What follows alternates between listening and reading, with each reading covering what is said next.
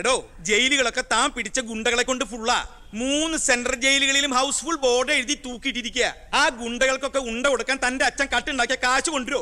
Police ഇപ്പൊ അങ്ങോട്ട് ഓടണു ഇങ്ങോട്ട് ഓടണു. ഈ മൂത്രം ഒഴിച്ചിട്ടല്ല ജീപ്പ് ഓടണത്, പെട്രോൾ ഒഴിച്ചിട്ടാ. കേരളം ഭരിക്കുന്ന CM ഇങ്ങനെ ഒരു കോമാളിയാ വരുന്നത്. അതേടാ, ഞാൻ കോമാളിയാ, സർക്കസിലെ കോമാളി. നീയല്ലേ ഇപ്പൊ എന്റെ റിംഗ് മാസ്റ്റർ. നീ ഇങ്ങോട്ട് ചാടാൻ പറഞ്ഞാൽ ഇങ്ങോട്ട് ചാടും, അങ്ങോട്ട് ചാടാൻ പറഞ്ഞാൽ അങ്ങോട്ട് ചാടും. ഒരു ദിവസം എല്ലാം കൂടി എന്റെ കയ്യിൽ നിന്ന് പോട്ടോ. നിന്റെ ഭരണപരിഷ്കാരങ്ങൾ ഇവിടെ നടപ്പാക്കണമെങ്കിലേ ഫണ്ട് വേണം, ഫണ്ട്. നിനക്കറിയോ, ഖജനാവിൽ ഇന്നാള് ഞാൻ കൈയിട്ട് നോക്കിയപ്പോഴേ കാലി. MLA മാർക്കും മന്ത്രിമാർക്കും അടുത്ത മാസം ശമ്പളം കൊടുക്കണമെങ്കിലേ ADB-ന്നോ വേൾഡ് ബാങ്കിന്നോ ലോൺ എടുക്കണം. അതറിയോ? ഇതാണോ പ്രശ്നം? ഖജനാവ് നിറയ്ക്കാൻ വേണ്ടി ഒരു ബാങ്കിൽ നിന്ന് ലോൺ എടുക്കണ്ട. നമ്മുടെ ഈ സംസ്ഥാനത്ത് തന്നെ ഒന്ന് ശ്രമിച്ചാൽ മതി. എന്നാ നീ പോയി ശ്രമിക്കേ. സാറിന്റെ ഈ പെർമിഷൻ മാത്രം മതി സാർ. Thank you sir. ദേ പോണു എന്ത് മാരണാവോ ഉണ്ടാക്കി കൊണ്ടുവരാൻ പോണേ. ഈ കസേര പോകുന്നതോ തോന്നണേ.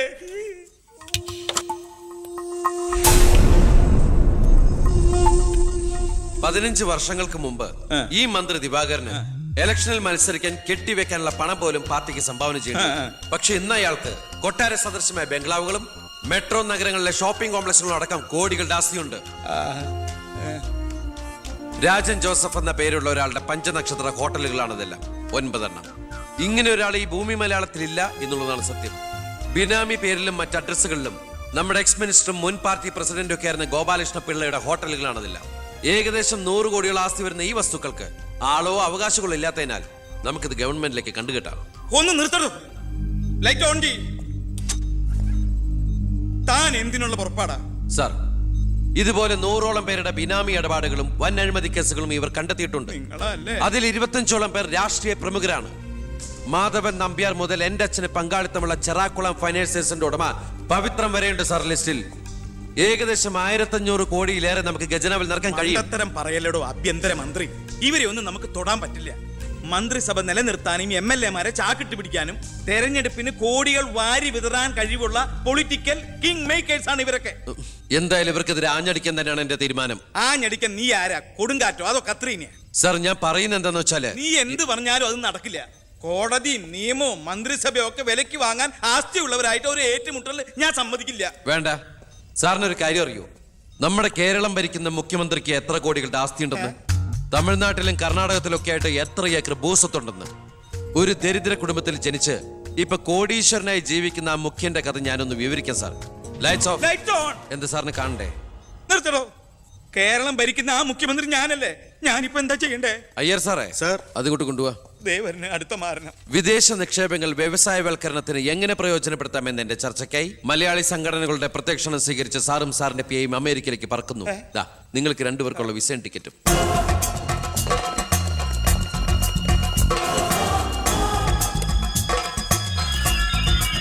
ദിവാകരൻ സാറിന് കൂടുതലായിട്ട് എന്തെങ്കിലും പറയാനുണ്ടോ? എല്ലാം നോട്ട് ചെയ്തോളൂ. കിഴപ്പള്ളി സാർ ഒന്ന് സൈൻ ചെയ്യണം. Prathap, take it sir.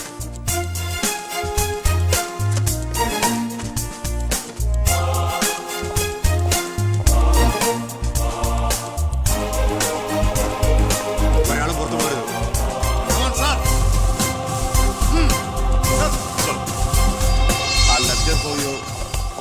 Mister Pavithran, we want search your office.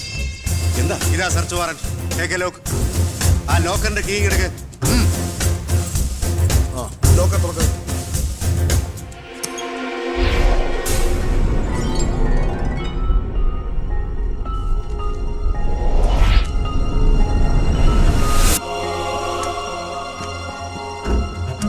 എന്തായി? അതിനകത്ത് കുറച്ചെങ്കിലും വെച്ചേക്കണേ. പാടൂ.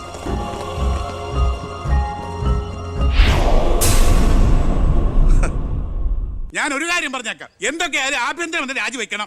5 or 6 കോടി എഴുതിട്ടാണ് പ്രതിപക്ഷത്തുള്ള ഏതെങ്കിലും ഒരു ഘടകകക്ഷിയെ KDF-ൽ ചേർത്ത് എണ്ണം തയ്ക്കണം. എന്നിട്ട് അവനെ പുകച്ച് പുറത്ത് ചാടിച്ചോടിക്കണം. അതിന് കാശ് എവിടോ? മർമ്മം നോക്കിയല്ലേ അവൻ കുത്തിയിരിക്കുന്നത്. വിഷം മേടിക്കാൻ പോലും കാശില്ലാത്ത അവസ്ഥയാ. എല്ലാം തൂത്തുവാരി ഖജനാവ് നിറച്ചിരിക്കല്ലേ അവൻ. എന്റെ 10 കോടി രൂപയല്ലേ പോയത്. ആ ഗോപാലകൃഷ്ണനായിട്ട് സ്വത്ത് മുഴുവൻ കണ്ടുകെട്ടി. ഒന്ന് പതുക്കെ പറയടോ. പുറത്ത് കേട്ടാല് പിടിച്ചകത്താക്കും. കള്ളപ്പണമാ. അവനെ അങ്ങ് തട്ടിക്കളഞ്ഞാ പോരെ. അതിന് പറ്റിയ വാടക ഗുണ്ടകൾ പോലും ഇന്ന് കേരളത്തിലില്ല.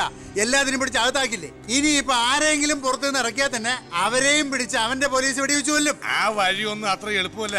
അവന് അവന്റെ ചിഹ്നത്തിന്റെ സ്വഭാവ സിംഹത്തിന്റെ. കാട്ടിൽ ആനയുണ്ട്, പുലിയുണ്ട്, കഴുതുണ്ട്. പക്ഷെ ആരാ കാട്ടിലെ സിംഹം? സിംഹം. അവൻ ആനയുടെ മഷിഷ്കം വരെ കേറിടിക്കും. ഓ അതൊന്നും നെറ്റിന്ന് മലയാളത്തിൽ പറഞ്ഞാൽ പോരോ. അയ്യ, അതൊക്കെ വിദ്യാഭ്യാസം ഇല്ലാത്ത ആൾക്കാർ പറഞ്ഞതാണ്. വിദ്യാഭ്യാസമുള്ളവർ പറയും മഷിഷ്കം. അമേരിക്കയിലേക്ക് ലൈൻ പോണു. സിഎമ്മിന്റെ മൊബൈൽ റിംഗ് ചെയ്യുന്നുണ്ട്. Hello hello hello. കട്ടായി. എന്റെ മൊബൈലിൽ നിന്ന് വിളിക്കാം. ഞാൻ ഇന്നലെ കൂടി വിളിച്ചല്ലേ ഉള്ളൂ. പൊറ്റക്കുഴിയാണ്. ഹലോ, നിങ്ങൾ ക്യൂബിലാണ്? ഇല്ല, സത്യമായിട്ടില്ല. നിങ്ങൾ ക്യൂബിലാണ്. ദയവായി ഒരാഴ്ച കഴിഞ്ഞ് വിളിക്കുക. ശരിയാ, ക്ഷമിക്കണം.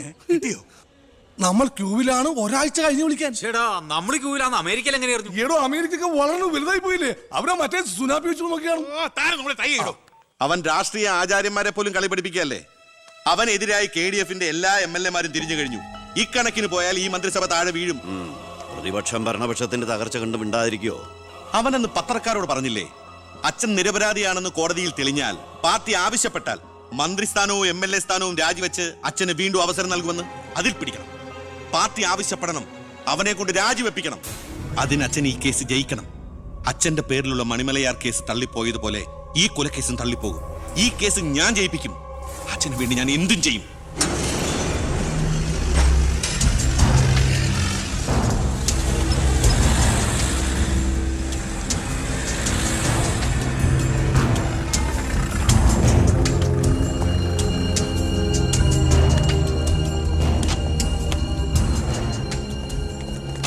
സാർ, ഇന്ന് രാവിലെയാണ് സംഭവം നടന്നത്. രാഷ്ട്രീയ വാക്കുതർക്കം മൂത്ത് സഹതടവുകാരൻ വെട്ടൂർ ശിവനെ കുത്തിക്കൊല്ലുകയായിരുന്നു സാർ. കൂർത്ത കമ്പി ഉപയോഗിച്ചാണ് പ്രതി കൃത്യം നടത്തിയത്. പ്രതിയെ കോടതിയിലേക്ക് കൊണ്ടുപോയിട്ടുണ്ട് സാർ.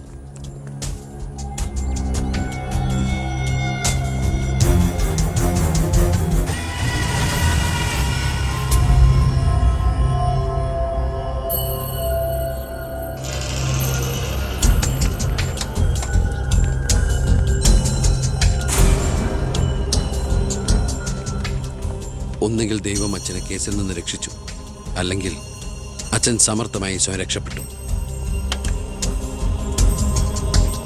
പ്രസാദ് വധക്കേസിൽ ഒന്നാം പ്രതി കൊല്ലപ്പെട്ട സാഹചര്യത്തിലും രണ്ടാം പ്രതിക്ക് ഒന്നാം പ്രതിയുമായുള്ള ബന്ധം സംശയാതീതമായി കോടതിക്ക് മുമ്പാകെ തെളിയിക്കാൻ പ്രോസിക്യൂഷന് കഴിയാത്തതിനാലും രണ്ടാം പ്രതി ബാലഗംഗാധര മേനോനെ കോടതി നിരുപാധികം വിട്ടയക്കുന്നു.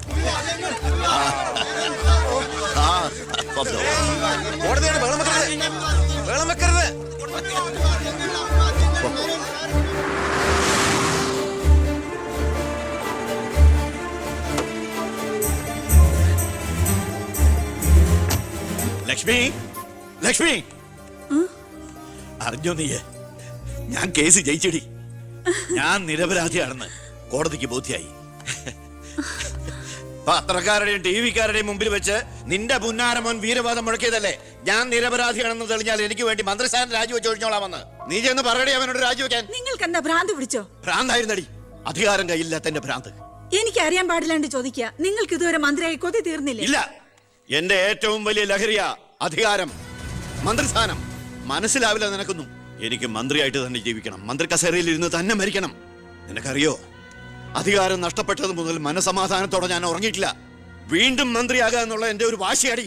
നീ അവനോട് വാക്കുപാലിക്കാൻ പറയടി. ഇതൊക്കെ നേരിട്ട് ചെന്ന് പറഞ്ഞാ മതി. എന്താ നിനക്ക് പറഞ്ഞ? എന്നെ കൊണ്ട് പറ്റില്ല, അത്ര തന്നെ. ഓ, മന്ത്രിസ്ഥാനം പോയതോടെ നിനക്ക് പിന്നെ വേണ്ടതായില്ലേ? എന്നെ അനുസരിക്കാൻ കഴിയില്ലെങ്കിൽ പൊയ്ക്കോ ആഭ്യന്തരമന്ത്രിയുടെ വീട്ടിലേക്ക്. ബാക്കിയുള്ള ജീവിതം മോന്റെ കൂടെ തന്നെ അവിടെ. എന്താ അച്ഛ ഇങ്ങനെ? അച്ഛനൊഴികെ ഈ നാട്ടിലെല്ലാവരും വാനോളം പുകഴ്ത്ത ഏട്ടന് ഇങ്ങനൊരു മന്ത്രിയെ കിട്ടിയതിൽ അഭിമാനിക്കുക. മക്കൾ തങ്ങളെക്കാൾ വലുതാവണമെന്ന് എല്ലാ അച്ഛനമ്മമാരുടെ ആഗ്രഹം. പക്ഷെ അച്ഛൻ അസൂയ. മകൻ തന്നേക്കാൾ വലുതാവുന്നുള്ള എന്റെ അസൂയ.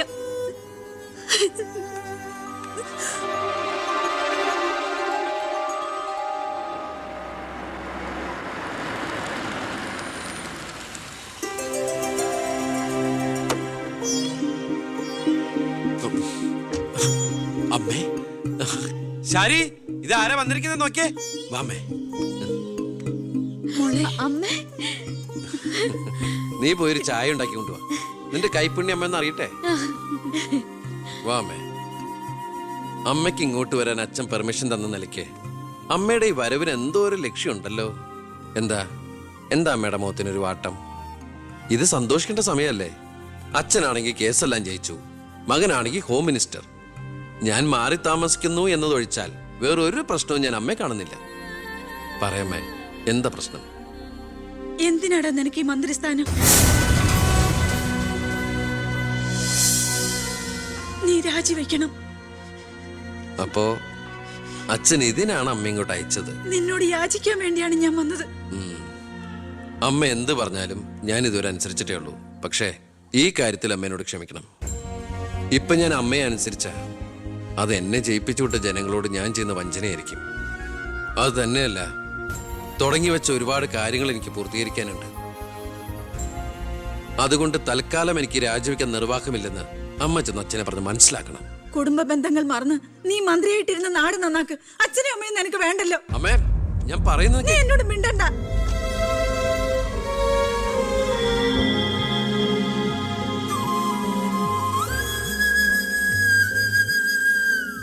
ഇല്ല, അവൻ രാജിവെക്കില്ല.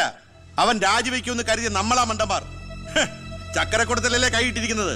അധികാരത്തിന്റെ മത്ത് പിടിപ്പിക്കുന്ന സുഖം അവനും അനുഭവിച്ചു കഴിഞ്ഞു. ഇനി അച്ഛന് വേണ്ടി സ്വന്തം സുഖങ്ങൾ ഉപേക്ഷിക്കാൻ മാത്രം വിഡ്ഢിയൊന്നും അല്ലവൻ. സ്വന്തം കുടുംബത്തിൽ വരെ റെയ്ഡ് നടത്തി അവൻ പ്രശസ്തി പിടിച്ചു പറ്റിയില്ലേ? ഇപ്പൊ പത്രക്കാരും ചാനലുകാരും എന്തിന് പ്രതിപക്ഷം വരെ അവനെ പൊഴുത്തുകയല്ലേ? അവൻ നാട് നന്നാക്കുക എന്തു വേണമെങ്കിലും ആയിക്കോട്ടെ, പക്ഷെ നമ്മുടെ കുടുംബത്തിൽ ഒരു അംഗമെന്ന ഒരു പരിഗണന ഇനി അവന് കൊടുക്കാൻ പാടില്ല. അച്ഛന്റെ മനസ്സറിയാൻ കഴിയാത്തവന് പടിക്ക് പുറത്താ സ്ഥാനം. അച്ഛൻ നോക്കിക്കോ, ഈ ചിറ്റാരിക്കര മണ്ഡലത്തിൽ വീണ്ടും ഒരു ഇലക്ഷൻ ഉണ്ടാവും അച്ഛന് മത്സരിക്കാൻ വേണ്ടി. അച്ഛൻ മുഖ്യമന്ത്രിയാകുന്നത് എനിക്ക് കാണണം. എങ്ങനെ? പുരയ്ക്കുമേതെ ചാഞ്ഞു നിൽക്കുന്നത് പൊന്നു കായ്ക്കുന്ന മരമാണെങ്കിൽ പോലും അത് വെട്ടിക്കളയണമെന്ന പ്രമാണം.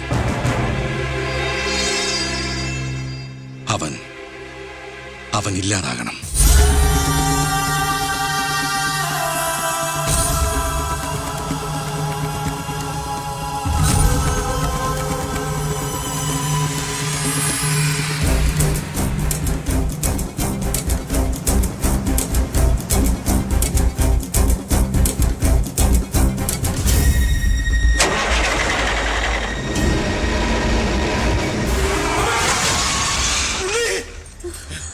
എന്താ? എന്തു പറ്റി?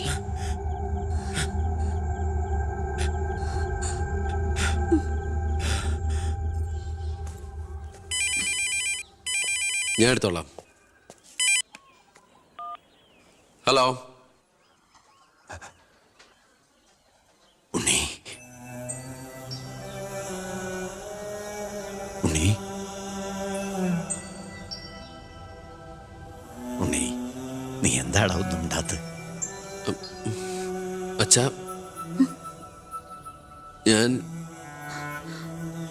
എനിക്ക് നിന്നെ ഒന്ന് കാണണം.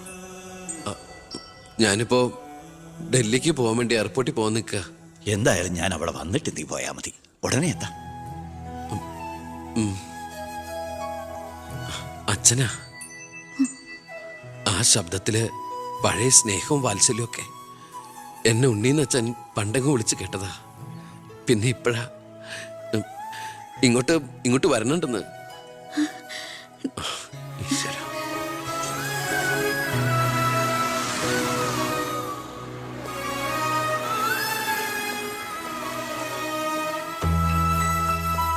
ഞാൻ കാരണം നിന്റെ യാത്ര ബുദ്ധിമുട്ടായി അല്ലേ? ഇല്ല, ഞാനത് അടുത്ത ഫ്ലൈറ്റിനാക്കി. ഓഹോ, വരൂ അച്ഛാ. പെട്ടെന്ന് കാണണമെന്ന് പറഞ്ഞപ്പോ നീ ഒന്ന് പകച്ചു. ഇനി എന്തിനുള്ള പുറപ്പാടാണോ എന്ന് ഓർത്തല്ലേ? അച്ഛൻ ഇനി ആർക്കും ഒരു തലവേദനയാവില്ല മോനെ. ചെയ്തു കൂട്ടിയതൊക്കെ തെറ്റാണെന്ന് മനസ്സിലാക്കാൻ വൈകി. ശ്രമിച്ചില്ല. അധികാരത്തിന്റെ ലഹരിയിൽ പായായിരുന്നു ഇത്രയും കാലം. പ്രായമാകുന്നോറും കുട്ടികളുടെ മനസ്സാവുമല്ലേ? എന്ത് കണ്ടാലും സ്വന്താക്കണം എന്നൊരു മോഹം. എന്താ ഇപ്പൊ ഇങ്ങനെയൊക്കെ? മുന്നിലേക്ക് നോക്കിയപ്പോഴോ തിരിഞ്ഞു നോക്കിയപ്പോഴോ ഒരു കാര്യം എനിക്ക് ബോധ്യായി. ഞാനെന്ന രാഷ്ട്രീയക്കാരൻ വെറും ഒരു വട്ടപൂജ്യമാണെന്ന്. എന്നിൽ അച്ഛൻ ഒരു മൃഗമായിരുന്നു എന്ന്. പ്രായശ്ചിത്തം ചെയ്ത പാപങ്ങൾക്ക് പരിഹാരമാകുമെങ്കിൽ ഞാൻ മോന്റെ കാലം അങ്ങനെയൊന്നും പറയല്ലേ. മതിയായി, എല്ലാം മതിയായി. ഞാൻ ഇന്ന് വരെ അഴിമതിയിലൂടെ ഉണ്ടാക്കിയതൊക്കെ സർക്കാരിന് തിരിച്ചു കൊടുക്കാൻ പോവാ. എന്നിട്ട് ചെയ്ത തെറ്റുകൾ ഏറ്റുപറഞ്ഞ് പൊതുജനങ്ങളോട് മാപ്പ് ചോദിക്കണം. അച്ഛാ, അച്ഛനെ വിശ്വസിക്കടാ. ഇനി നിന്റെ അച്ഛൻ വിശ്വാസവഞ്ചനം കാട്ടില്ല. മതി, എനിക്കിത് മതി. ഞാൻ ആഗ്രഹിച്ച പോലെ ഒരു അച്ഛനെ ഈശ്വരൻ എനിക്ക് തിരിച്ചു തന്നല്ലോ. അറിഞ്ഞോ അറിയാതെയോ അച്ഛനെ ഞാൻ വേദനിപ്പിച്ചിട്ടുണ്ടെങ്കിൽ അത് ഇങ്ങനെ ഒരു അച്ഛൻ്റെ മകനായിട്ട് ജീവിക്കാൻ വേണ്ടിയിട്ടാ. ഇനി എൻ്റെ അച്ഛന് വേണ്ടി ഈ സ്ഥാനമാനങ്ങളൊക്കെ ഉപേക്ഷിക്കാൻ എനിക്ക് സന്തോഷമേ ഉള്ളൂ. വേണ്ടടാ, എനിക്കിനി മന്ത്രി ഒന്നും ആകണ്ട. നീ ശരി, നിന്നെപ്പോലുള്ള ചെറുപ്പക്കാരാണ് ഇനി ഇവിടെ ഭരിക്കേണ്ടത്.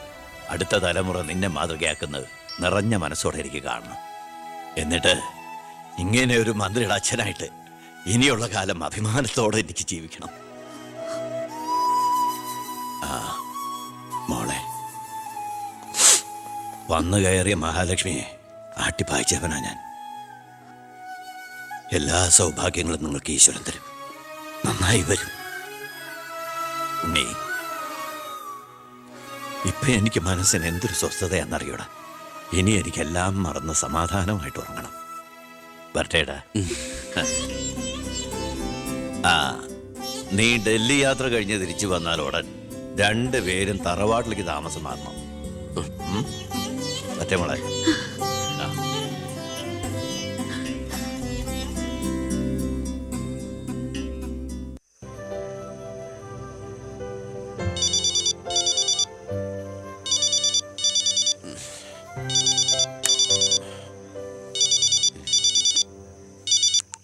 ഹലോ.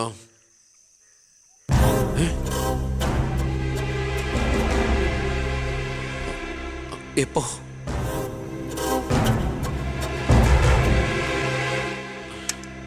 മുൻ വിദ്യാഭ്യാസ മന്ത്രി ബാലഗംഗാധര മേനോൻ കാറപകടത്തിൽ കൊല്ലപ്പെട്ടു. ആഭ്യന്തരമന്ത്രി ശ്രീ ബി കൃഷ്ണകുമാറിന്റെ പിതാവാണ് കൊല്ലപ്പെട്ട ബാലഗംഗാധര മേനോൻ. സംഭവ സ്ഥലത്തു നിന്നും ലോറി ഡ്രൈവറും ക്ലീനറും ഓടി രക്ഷപ്പെട്ടു. മൃതദേഹം പോസ്റ്റ്മോർട്ടത്തിന് ശേഷം ചിറ്റാരിക്കരയിലുള്ള സ്വവസതിയിലേക്ക് കൊണ്ടുപോകും.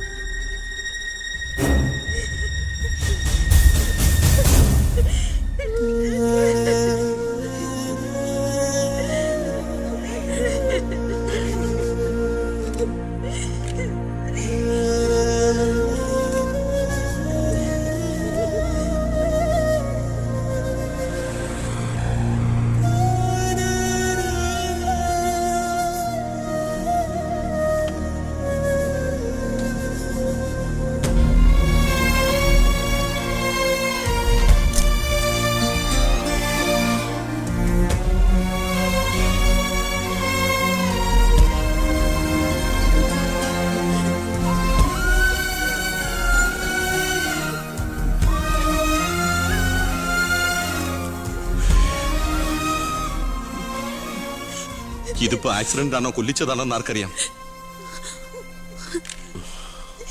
അധികാരം ഒഴിഞ്ഞു കൊടുക്കാതിരിക്കാൻ വേണ്ടി സ്വന്തം മകൻ തന്നെ കൊല്ലിച്ചതാണെന്ന് എല്ലാരും പറയുന്നേ.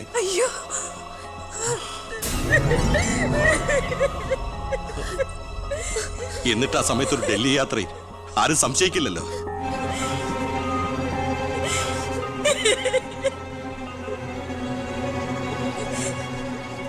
അമ്മേ, അച്ഛനേക്കാൾ വലുതാണോടെന്ന് എനിക്ക് അധികാരം. മന്ത്രിസ്ഥാനം അച്ഛനെ എതിർത്ത് ഒടുവിൽ നീ സ്വന്തം അച്ഛനെ. അമ്മേ, എനിക്ക് നിന്നെ കാണണ്ട. പോ എന്റെ മുമ്പിൽ നിന്ന്.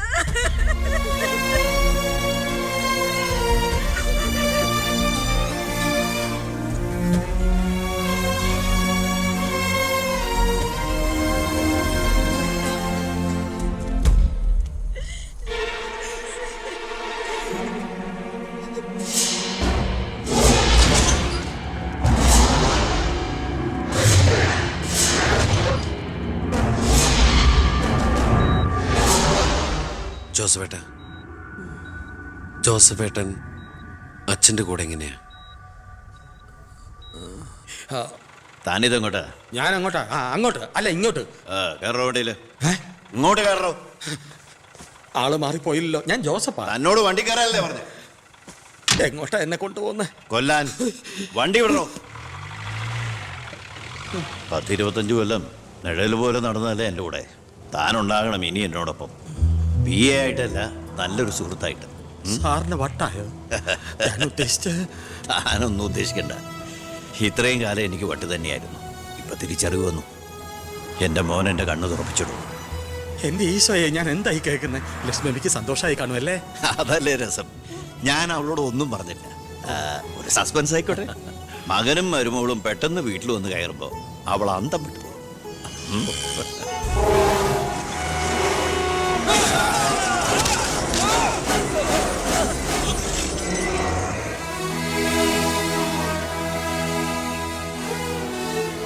ആ ഇടിയിൽ ഞാൻ തെറിച്ചുപോയി. അതൊരു സാധാരണ ആക്സിഡന്റ് ആയിരുന്നെന്ന് എനിക്ക് തോന്നുന്നില്ല.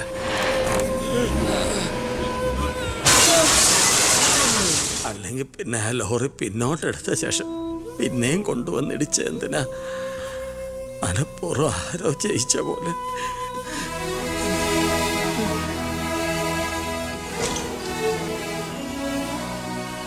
സർ, ഒരു കാര്യം, ആ ലോറി ഡ്രൈവറും കിളിയും ഒളിച്ചിരിക്കുന്ന സ്ഥലം കണ്ടുപിടിച്ചു. പക്ഷേ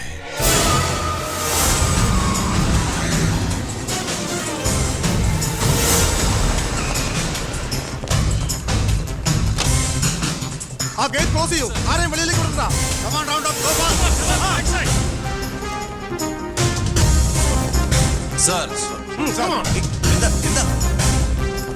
സോറി മാഡം. നോക്കോടെ ആ ബാത്റൂമില്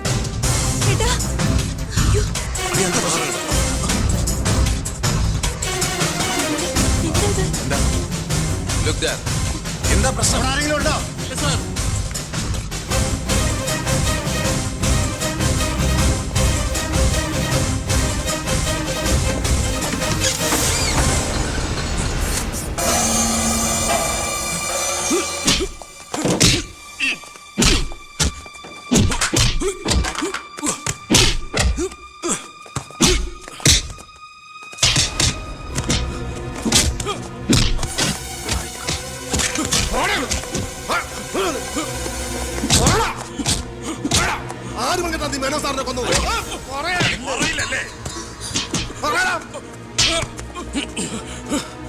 ഇവരിൽ ആര് പറഞ്ഞിട്ടാണ് നീ ഇവിടെ കയറി വിളിച്ചത്?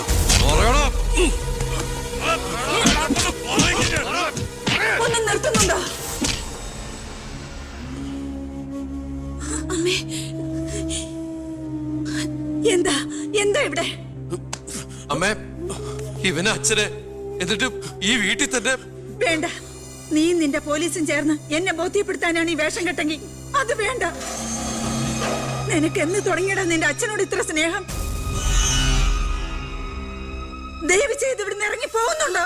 ഇല്ല, ഇവനെ കൊണ്ട് സത്യം പറയിപ്പിച്ചിട്ട് ഞാൻ പോവൂ. ഈ ലോകത്ത് എന്റെ അമ്മയെ മാത്രം എനിക്ക് ബോധിപ്പിക്കണം ഞാനല്ല എന്റെ അച്ഛനെ കൊന്നതെന്ന്. പറയടാ, ആരടാ നിന്റെയൊക്കെ പിന്നില്? ആരടാ നിന്റെയൊക്കെ പിന്നില്? പറയാൻ ആരടാ എന്റെ അച്ഛനെ കൊന്ന്? ഇവനെ തല്ലിക്കൊന്നാലും പറയില്ലടാ. എനിക്കറിയാം ആരാണെന്ന്. ഇനി എനിക്ക് പിടിച്ചു നിൽക്കാനാവില്ല. ഞാൻ പറയാം. ആ, നീ ഇതുവരെ എഴുന്നേറ്റില്ലായിരുന്നു? ഇന്നലെ ശകലം ലേറ്റായി. ശരി, ഞാൻ കുറെ നേരം കാത്തിരുന്നായിരുന്നു. എന്താ രാവിലെ? എനിക്കൊന്ന് അമ്പലത്തിൽ പോകണം. അമ്പലത്തിലേക്കോ? അതെ, 20 കൊല്ലങ്ങൾക്ക് ശേഷം. ആ പിന്നെ ഞാൻ ഇന്നലെ നമ്മുടെ ഉണ്ണിയുടെ അടുത്ത് പോയിരുന്നു. പരസ്പരം എല്ലാ വിഷമങ്ങളും പറഞ്ഞു തീർത്തു. അവൻ വെറും പാവാ മോനെ, ശുദ്ധഭാവം. ഇപ്പൊ എന്റെ മനസ്സ് മുഴുവൻ കുറ്റബോധ. നമുക്കെന്താടാ ഭ്രാന്തായിരുന്നു? ആവശ്യമില്ലാത്തതൊക്കെ ചിന്തിച്ച് ഒടുവിൽ നമ്മുടെ ഉണ്ണിയെ ഓർക്കുമ്പോ തന്നെ സഹിക്കാൻ വയ്യ. ഞാൻ ഇതുവരെ ഉണ്ടാക്കിയ കോടികളുടെ കള്ളപ്പണം മുഴുവൻ സർക്കാരിന് തിരിച്ചേൽപ്പിക്കാൻ പോവാ. എന്താ നീ എന്താ ഒന്നും മിണ്ടാത്ത? ഞാൻ എന്നും അച്ഛനെ അനുസരിച്ചിട്ടല്ലേ ഉള്ളൂ. അച്ഛൻ എന്തു പറയുന്നോ ഞാൻ അതുപോലെ ചെയ്യാം. ഇതുപോലെ തങ്കപ്പെട്ട മരുമക്കളെയും മോനെയും കിട്ടിയതാ എന്റെ സമ്പാദ്യം. ആ, എല്ലാം നല്ലതിനാണെന്ന് ഓർത്ത് സന്തോഷിക്കാം അല്ലേ? ആ പവി, അമ്പലത്തിൽ പോയതിന് ശേഷം ഞാൻ ആ വഴി തന്നെ തിരുവനന്തപുരത്തേക്ക് പോകും. അവിടെ ഒരു പത്രസമ്മേളനം അറേഞ്ച് ചെയ്തിട്ടുണ്ട്. ജനങ്ങളുടെ മുമ്പിൽ ഞാൻ എന്ന അഴിമതിക്കാരൻ്റെ കുറ്റസമ്മതം. എനിക്കിപ്പോൾ വേണ്ടത് മനസമാധാനമാണ്. മനസമാധാനം മാത്രം.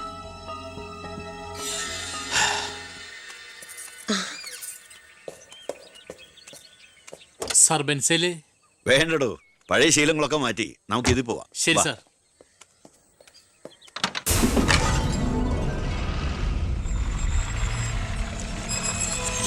White ambassador KL1888 X minister Balagangadhara Menon 8 മണിക്ക് മുമ്പേ കാർ നാഷണൽ ഹൈവേ വഴി വരും. കൊലപാതകമാണെന്ന് ഒരിക്കലും സംശയിക്കാത്ത വിധത്തിൽ കാര്യങ്ങൾ തീർക്കണം. ഓക്കെ? ആ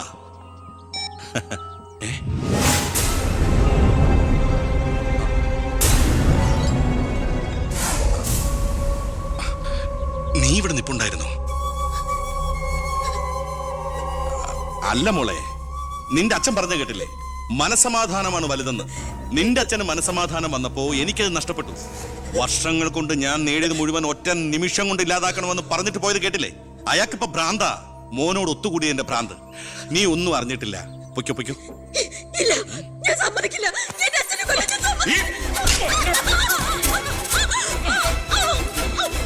ശബ്ദിച്ചു പോരുത്, കൊന്നുകളയും ഞാൻ. ഇത് പുറലോകം അറിഞ്ഞ നീ നിന്റെ പുന്നാര മക്കളും പിന്നെ ജീവനോടെ ഭൂമിയിൽ കാണില്ല. മനസ്സിലായി?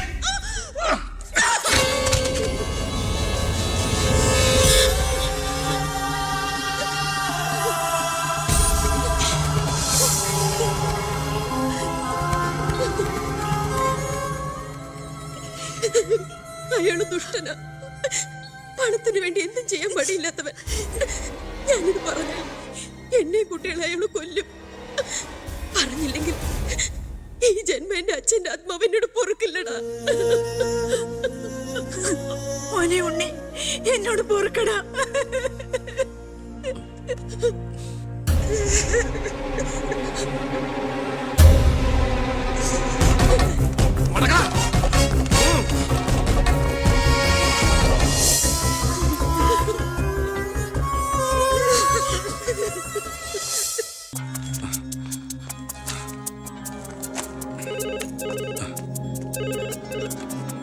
ഹലോ, ആ സിംഗപ്പൂർ ഫ്ലൈറ്റിന് ഓക്കെ അല്ലേ? അടുത്ത ഫ്ലൈറ്റിൽ തന്നെ വേണം. ആ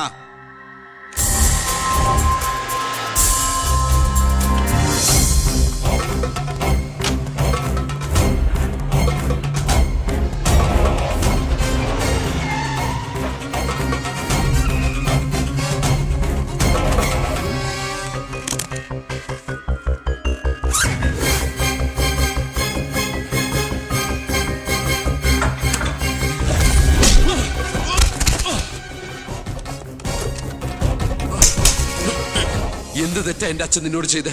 എന്തിനാ എന്റെ അച്ഛനെ നീ? ഞാനെന്ത് ചെയ്തെന്നാ? നീ ഒന്നും ചെയ്തില്ലല്ലേ?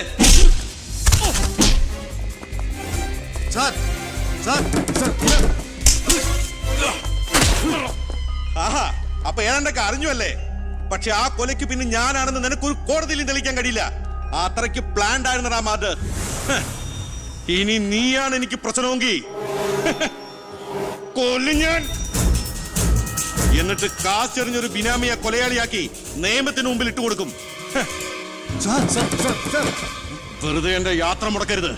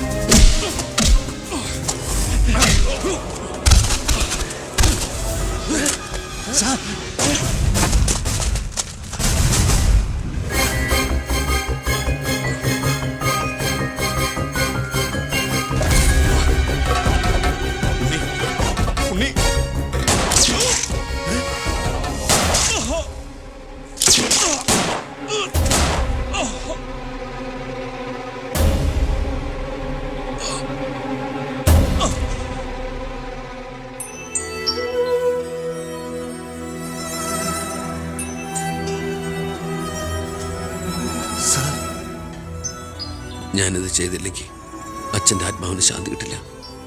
എന്ത് ശിക്ഷ ഏറ്റുവാങ്ങാനും എനിക്ക് സന്തോഷമേ ഉള്ളൂ. നോ സർ, സാർ ശിക്ഷ ഏറ്റുവാങ്ങി ജയിലിൽ കിടക്കേണ്ട ആളല്ല. നിങ്ങളെപ്പോലൊരു മന്ത്രിയെ ഈ നാടിന് ആവശ്യമാണ്. ജനങ്ങൾ അത്രമാത്രം പ്രതീക്ഷ സാറിന് അർപ്പിച്ചിരിക്കുന്നു. ഒരുപാട് നന്മകൾക്ക് വേണ്ടി ഇത് നമുക്ക് മറക്കാം സാർ. അതെ സാർ. ഹോം മിനിസ്റ്ററെ പ്രതി കരുതിക്കൂട്ടി വിളിച്ചു വരുത്തി അറ്റാക്ക് ചെയ്തു. ആസ് എ സെക്യൂരിറ്റി ഓഫീസർ എനിക്ക് അയാളെ കൊല്ലേണ്ടി വന്നു. CRPC 130, 131. FIR closed.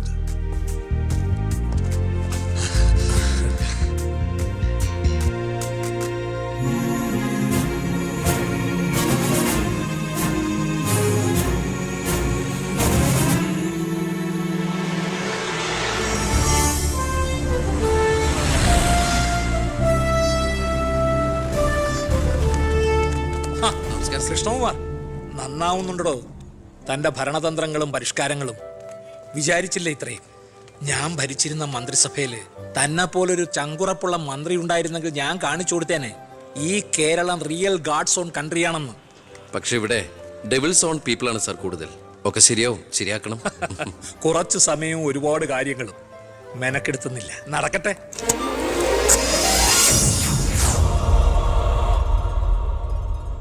എന്റെ ജനസമ്പർക്കം ഇനി നിങ്ങളിലൂടെയാണ്. നിങ്ങൾ 4 പേരുടെ പിന്നിൽ 40 പേരുണ്ടാകണം. അവരുടെ പിന്നിൽ 4000, അവർക്ക് പിന്നിൽ 40,000. വിദ്യാർത്ഥികളെ സംഘടിപ്പിച്ച് നാടിന്റെ മുക്കിലും മൂലയിലും നമ്മൾ ഓരോ യൂണിറ്റ് ഉണ്ടാക്കുന്നു. ഈ ചങ്ങലക്കണ്ണിയിലൂടെ ഓരോ പ്രദേശത്തെയും പ്രശ്നങ്ങൾ നമ്മൾ ഭരിക്കുന്നവരുടെ മുമ്പിലെത്തിക്കണം. അവയ്ക്ക് തീർപ്പുണ്ടാക്കണം. ലോകത്തെ അപ്പാടെ മാറ്റിമറിക്കാന്നുള്ള തെറ്റിദ്ധാരണയോടൊന്നുമല്ല, ജനങ്ങളിലുള്ള എന്റെ നേരിയ പ്രതീക്ഷ കൊണ്ട്. എന്താ, നമുക്കൊന്ന് ശ്രമിച്ചൂടെ? എല്ലാ സർക്കാർ ജോലിക്കാരെ പോലെ മന്ത്രിമാർക്കും MLA-മാർക്കും വേണം സാർ റിട്ടയർമെന്റ്. സാറിന് ഇപ്പൊ എത്ര വയസ്സ്? 67 അല്ലേ? എന്തിനാണ് ഗവൺമെന്റ് പെൻഷൻ പ്രായം 58 ആക്കിയെന്ന് അറിയോ? 58 കഴിഞ്ഞാൽ ബുദ്ധി മരവിച്ചുകൊണ്ടേയിരിക്കും. സാറിന് ഇപ്പൊ സംഭവിച്ചോണ്ടിരിക്കുന്നതാ. സാറിന് ഒരു കാര്യം അറിയാം, ഇന്ത്യ മഹാരാജ്യത്തെ ഒട്ടുമിക്ക ഭരണകർത്താക്കളും കുഴിയിലേക്ക് കാലു നീട്ടിയിരിക്കുന്നവരാ. അല്ലെ സാറേ, നമുക്ക് ആ ഗുണ്ടാക്ട് ചെയ്ത പോലെ ഇതൊന്ന് ശരിയാക്കി ഞാൻ പോവാ. പെട്ടെന്നൊക്കെ സീമാവെന്ന് പറഞ്ഞാ പിന്നെ സാറിന്റെ ഇഷ്ടം അതാണെങ്കിൽ അങ്ങനെ. നീ ഇതല്ല ഇതിന്റെ അപ്പുറം ചെയ്യും. എനിക്കിവിടെ ഇരിക്കപ്പുറത്തില്ല. എല്ലാവരും നിന്റെ പോലീസിനെ കൊണ്ട് തോറ്റുന്ന്. വില്ലന്മാരൊക്കെ വല്ലപ്പോഴും തോക്കട്ടെ സാറേ. പോലീസ് ഇവിടെ അഴിഞ്ഞാടുന്നു. നിരപരാധികളെ പോലും ഗുണ്ടയെന്ന് മുദ്രകുത്തി പോലീസ് പീഡിപ്പിക്കുന്നു. ഇതൊക്കെ പ്രതിപക്ഷത്തിന്റെ തെറ്റായ പ്രചരണം മാത്രമാണ്. സത്യത്തിൽ ഇന്നാട്ടിലെ ജനങ്ങൾക്ക് ഇന്ന് പേടി കൂടാതെ ജീവിക്കാനുള്ള സാഹചര്യമുണ്ട്. തലക്കവും പഴക്കവും ചെന്ന മന്ത്രിമാർ കൃഷ്ണകുമാറിനെ കണ്ടുപിടിക്കണം. നിന്നെ ബുഷ് അന്വേഷിച്ചിട്ടോ? ഏത് ബുഷ്? American president. അതെന്തിന്? ഇതുപോലത്തെ ഒരു വിത്ത് ഉണ്ടെങ്കിൽ അങ്ങോട്ട് അയച്ചു കൊടുക്കാൻ പറഞ്ഞു. വേറെ ഒന്നിനും അല്ല, ഭാഗ്യം മുളപ്പിക്കാനാ.